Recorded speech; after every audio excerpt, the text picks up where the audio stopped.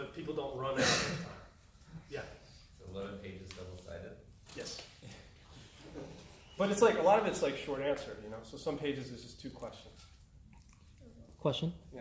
In discussions today, we talked about the latency and throughput of primary backup versus chain, and we established on the beach that latency in primary backup is faster than chain because of we're taking MAC latency, right?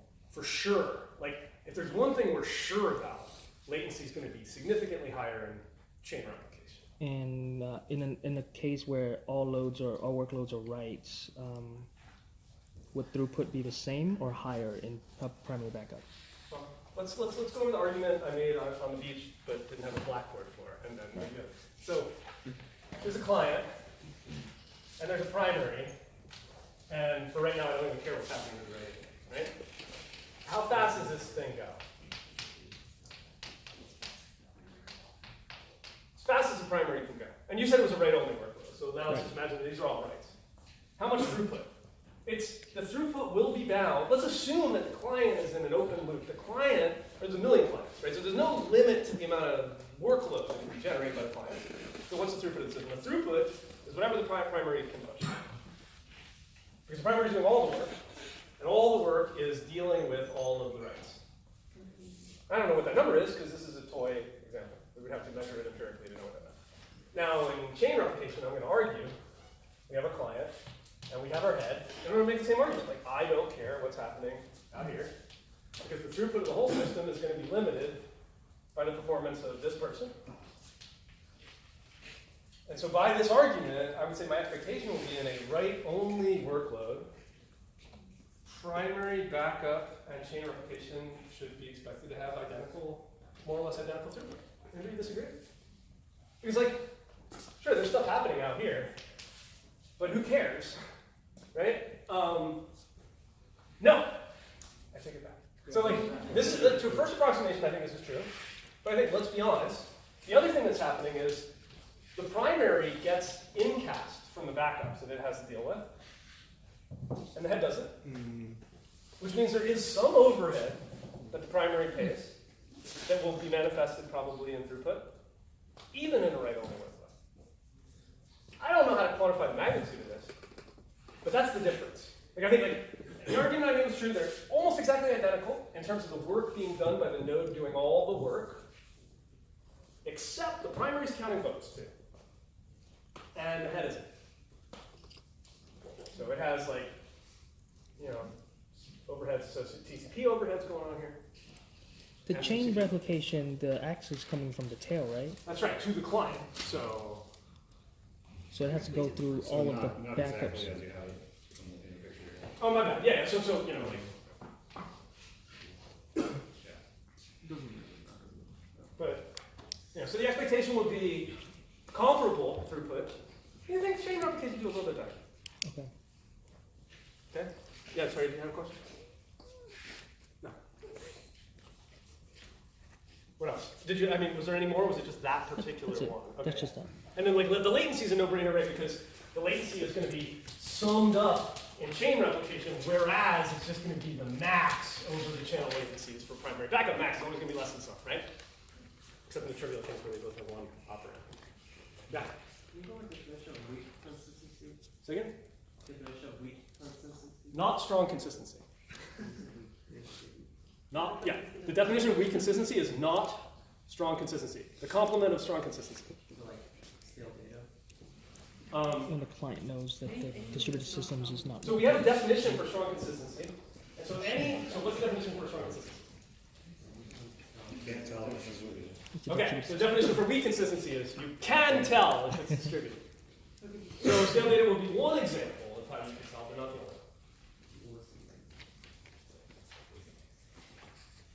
You see how I did that? I distributed the knot across the definitions. Yeah. Can you explain one more time how happens before creates a partial order? Yeah, sure. So I'm not going to go through the mathematical definition of partial order for a third time. But what I'm going to go over is the more important intuition about what a partial order is, right? So a partial order gives us a way to compare pairs of elements drawn from some set but it doesn't necessarily allow us to compare all pairs of elements.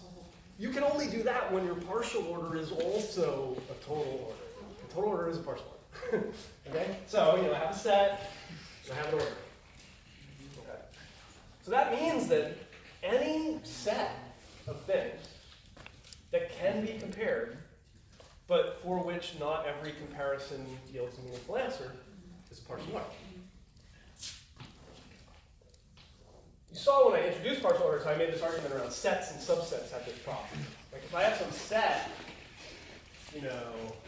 Q of A, B, and C, there's a set S of the power set of Q, 2 to the Q, right? And then for that power set, I have the, is a subset of not necessarily strict of my ordering relation. And I know that it's the case that some sets are bigger than other sets under containment, but other ones aren't. So just by showing that, I'm like, well, you can see now that you can compare some of them, but not all of them. And that was partial. So, now let's consider causality as defined by Lamport. In fact, let's just jump right to the graphical intuition that works for it. Okay, so C, D, and this is E. A happened before B because they occurred on the same host. B happened before C because B was a message and C was a receipt. C happened before D for the same reason. E happened before D for the same reason as A happened before B. But now let's talk about B and E, A and E, C and E, and that's it, right? A and, no, yeah, that's it, right? No, A happened before D, right? Thanks. Transitivity, right? Okay? So we have to admit that these things can't be compared under this arrow, which is supposed to mean could have caused. Because I just know B couldn't have caused E, and E couldn't have caused B. We say they're concurrent. So some pairs are comparable, some pairs aren't comparable. Must be partial. Does that work? Yeah. We also mentioned the discussions about where strong consistency falls on the lattice of guarantees. Is that at the top, or is that a region that includes totally causal? Yeah. So this is, I don't want to do this today. Okay. So because it's a different lattice, right? The lattice I showed you was the lattice of ordering guarantees. There's a different lattice of consistency guarantees for read-write over variables. And that lattice would have things like, eventual consistency, strong consistency, linearizability, causal consistency, p-rank consistency. It's kind of a different model, messages and when they're delivered with respect to each other versus state that has values that change over time. And so there is a containment lattice of consistency models for that space. It's big and gnarly, and I'm not going to teach most of the points on it, so I'm not going to fill up a board with it now. But to answer your question, it wouldn't be on that lattice. Okay. Because strong consistency isn't an ordering guarantee. Now you may think that sounds weird based on everything I've said about ordering, but if you had a totally ordered delivery mechanism, you might be able to use it to implement strong consistency. That's not to say that strong consistency is an ordering guarantee. It provides some ordering guarantees, like if you do a read, you will see the value of the most recent write. So ordering's in the mix, but it's not a delivery protocol, so it doesn't belong in that one. What else?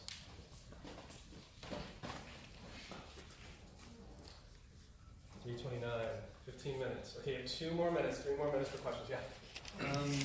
Did you say that chain replication's almost always worse than primary backup? I think so. Okay. I mean, for reads would be the only benefit of chain replication? No, I don't think so, because I think if we had a read-only workload,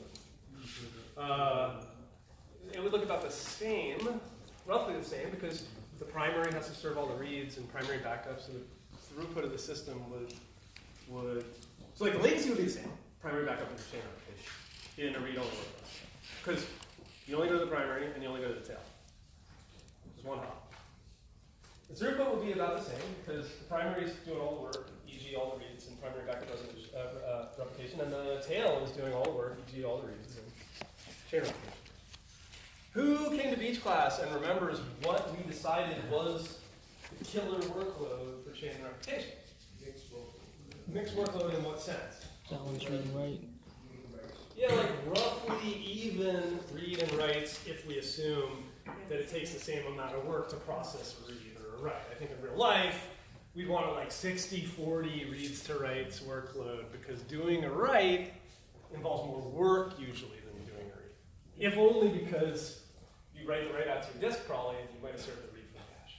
You know? What else? Yeah, Pencil or pen? Whatever. that's your call. You can do either. Right. You can do either, and you may bring blue books, although typically people don't need them. Typically people don't need them. I think there's like an extra blank page in the front, and an extra blank page in the back too. So you feel free to bring blue books. What I don't want you to do is bring random paper because then I have to like collect all the paper at the end. It's a big pain in the ass. It's a cheat. I hate it. Yeah. At the beach, about the quorum replication, you like finished with like the best like tuning knobs would be W greater than N divided by 2 and R equals 1, but that's not strong consistent, right? Yeah, I don't think I said that. Oh, okay, I must have written something down. I mean, I don't think there is a best tuning because, like, what are the knobs for, right? There's a first cut that says, I tune the knobs to either give me strong consistency or not give me strong consistency, right? And that's kind of helping me navigate the cap gap, right? Do I privilege consistency or availability given that I can have both in the event of a network connection? But let's say you've gone on the C side, you have some leeway. Do I expect more reads and writes? If I do, maybe I'll require fewer acknowledgements for reads and more acknowledgements for writes. I could penalize writes to speed up reads. This is a zero-sum game trade-off stuff again, right? If I think I have a lot of writes, I might do very much the opposite of that.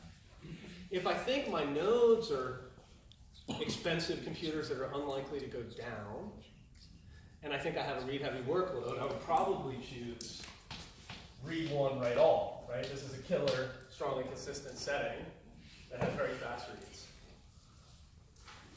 Writes are penalized a little bit. The only problem, what's the problem with ROA? You don't have to. Not fault tolerant. Isn't it, that's, I mean, there's obviously more than one problem, there's no answer, right answer to that question, but like, it's not fault tolerant at all, in the same way that like primary backup and chain replication are not fault tolerant at all. If a node goes down, you can't do any writes. So one thing that's neat about quorum replication is that I can have a strongly consistent system that can nevertheless tolerate the loss of a node or two, which isn't true of primary backup and chain. Right? So the fact that we have a replication system that actually tolerates faults is pretty dope. Right? But then if I've decided that I don't want it to be strongly consistent, what are the knobs giving me? You know? So like let's say I have n is 5. And you know, if W is anywhere less than 3, I'm not going to be strongly consistent. But I still have a design space to navigate here, right? And if R is less than n minus W or whatever, n minus 5, where did that come from? N minus W or whatever, then I'm not going to be strongly consistent irrespective of how I've set W. But there's still a lot of settings I can do. Right? So if I set these correctly, if I set these consistent with strong consistency, you can see how the degrees of freedom could be useful. Am I trading off a little bit of performance for more fault tolerance, or am I trading off write performance for read performance, or the reverse? You could see what why it's meaningful to like move the knobs. You don't. But if you're in this regime, what's going on? Serious question. I don't know. Yeah. So the smaller your read is, you know, if it's 1, then it's 100% availability. So yeah, there's this one setting that we know is good, right? W equals 1, R equals 1, because it gives you an answer even if it's totally wrong. So we know that there's use for that. But you can also, you can compute, like, what's your read and write latency based on how many nodes you need to talk to, but also what is the probability of getting a stale read based on how many writes you're writing, how many nodes you're writing to, and how many nodes you're reading from. A very productive colleague of mine, who I had the misfortune of graduating the same year with the same first name, did a really great piece of work called Probabilistically Bounded Staleness, in which he studied quorum replicated systems like Cassandra and React and things like this, and based on empirical network traces, was able to say, if you make these settings, this is how many of the reads will actually make these settings. That's very cool. That's a very cool first name. And it's funny, you know, it's like my advisor, I remember at the time, it's his first like year, and he pitched this work, and my advisor was like, you need to think bigger, man. And he was like, fuck you, and he published it, and he got famous. My advisor was wrong. I mean, but then he started thinking bigger. But anyway, yeah, it's pretty nice impact. So, you know, so this is a good setting. And so I guess what you're saying is, and my kind of high level question was, when would you ever turn them on? Because, you go from, you have available, and here's consistent. And then there's this space between available and consistent where you're getting less available, but are you getting more consistent? Like Dynamo and the early NoSQL people sold these things like, it's amazing because you can tune the trade-off between consistency and availability. And I think that's horseshit. Like it's by no means clear to me once you go an inch above W equals 1, R equals 1, but you're a centimeter even below strongly consistent. What good is it, man? How do you quantify the additional consistency? It's like, sure, you still get wrong answers sometimes, but less often, probably. I don't know. I don't get it. So there's like this no man's land, you know, between completely available and completely consistent. It's like, you don't buy it. Oh, You think you might have a good setting. no, sorry. I was trying to raise my hand for a completely different thing. Oh, no, but it was your face, actually. you look like you smelled something. Are we thinking? Okay. Are you thinking? Okay. That's your thinking face. Sorry. There was a question in the study guide, and I was wondering if we had covered it because I don't have any recollection of it. It's possible we did. So Okay. I'm glad you asked. One of them is what's the difference between blocking and non-blocking implementations of delivery protocols? Oh, yeah, we didn't cover that, did we? Or maybe we did, but we didn't use Those words. the terminology. Yeah. There's really two versions of this. And I mean, you know what? There's no time to get into agreement. Let's just talk about this. Because something I want you to know, even though it might not be on the Okay, so remember how we looked at those two versions of FIFO? Sure, yeah.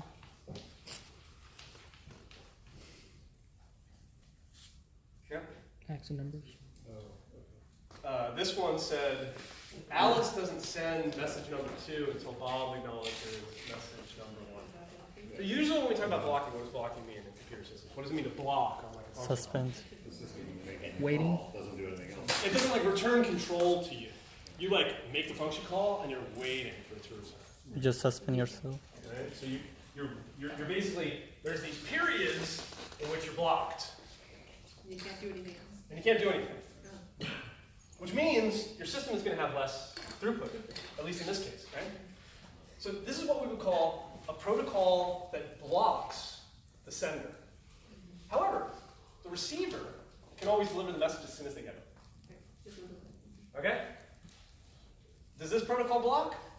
Well, it doesn't block the sender. Plus receiver. The sender can actually send as quickly as they want, but it might block the receiver. Because if it happened like this, then none of these things can get delivered until down here.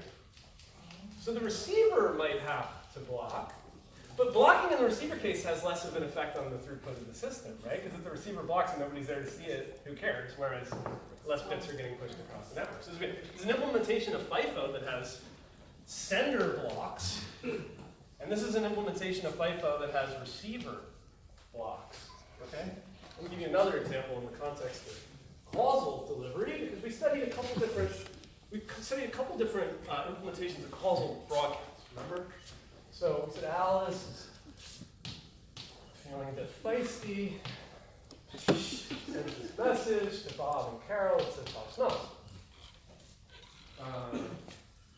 So one version of calls and broadcasts is sort of total information protocol. The way you would do it if nothing had any cost would be to say when Bob says "fuck you, Alice," and she had it coming, he's just going to say "fuck you, Alice." Oh, by the way, that depends on Bob's mouth. And then the rule of thumb would be that Carol simply delivers the causal history of every message before delivering the messages. So she just says BS, FUA, and then when she gets this message, she could either redundantly deliver it or suppress it somehow. I don't care. That's outside the protocol, right? So that was fine. That worked. What can we say about blocking then in this protocol? Yeah. That Carol gives a context that she doesn't have she doesn't have the context of Bob's Oh, but the way I've defined it is she does because here it is. So like when she gets the message, she has all the context. So there is no scenario of not having context. Okay, so is there no block? There's no blocking on either side, right? Because Bob can fire at will. He doesn't have to wait.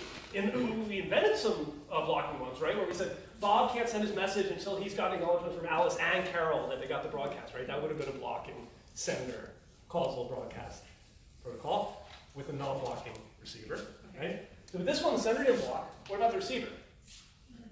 The receiver didn't block. There's no delaying from like, oh no, and then we deliver down here. There's none of that. She can immediately deliver. So this is like the idealized protocol for performance if we forget about the overheads, right?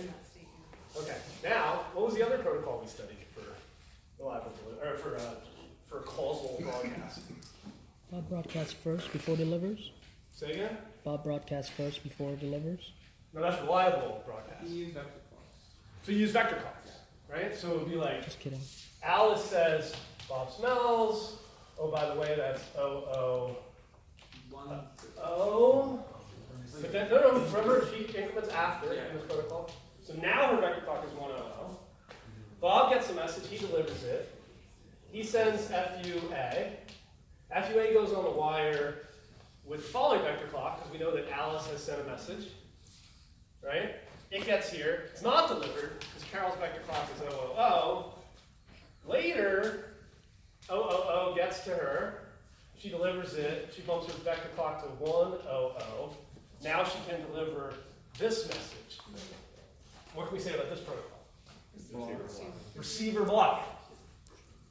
And then the other protocol that I'm not going to draw, where Bob doesn't even send this thing until he gets acknowledgement from everybody, would be a sender blocking, receiver non-blocking implementation. Okay, so thank you for the question. It's worth knowing. It might come up on the final. It's an increment on send only, right? In this implementation of causal broadcast, you increment on send only after the event. You don't do it that way, it doesn't work.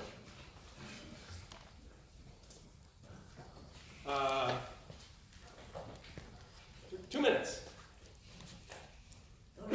Seems like a read on an event wouldn't be a virtue, because what if you send and like it gets lost? It's just people increment gets Incrementing what? Because like if you, for vector clocks, to me it seems like if you increment on send and like you send a bunch of it and like a bunch of it get lost, you still increment. Right, but we're not doing reliable. Like reliable would be a different part of the stack, right? So if I had reliable delivery down here in the stack, and I had my primitive delivery down here in the stack, and then somewhere up here in the stack I had causal broadcast. Causal broadcast would say send some message FUA with vector clock 100, and it would go down into reliable broadcast, and reliable broadcast would try to send that message as many times as it needed to. Okay. Right? Without changing the vector clock, because why would it? Yeah. For this scenario where we have unicasts also, am I correct that we need a two-dimensional vector clock? Is what you're asking if I wanted to enforce causal delivery in a non-broadcast scenario, Yes. would I need multiple clocks? Would you need like two-dimensional clock? I don't think you actually need a matrix clock, which is what you're describing and is indeed a vector, a data structure. If you think that's wild, So yeah, there's vector clocks, and there's matrix clocks. What else do you think there is? That's racket clocks. There's cube clocks, and we can go into d-dimensional space if y'all really want to. And obviously you're knowing more, because this is like Alice's estimate of how many things Bob has done, and how many things Carol has done, and how many things Ann has done. Whereas this would be like, you know, Alice's estimate of Bob's estimate of somebody's clock, and Alice's estimate of Bob's estimate of Carol's estimate of somebody's clock. You know. So these things are useful. I don't think to get causal delivery without all-to-all communication, you actually require a matrix. I think you can do it with just two vectors. But let me. It's been a while since I've studied that algorithm, so let me get back. We can talk about this. Well, I won't know until I study it. After I've studied it. So it's 3:45. Thanks for being stopped, everybody. Go forth. I hope you enjoy the midterm as much as I enjoyed writing it. Did you enjoy writing it? What? Did you enjoy writing it?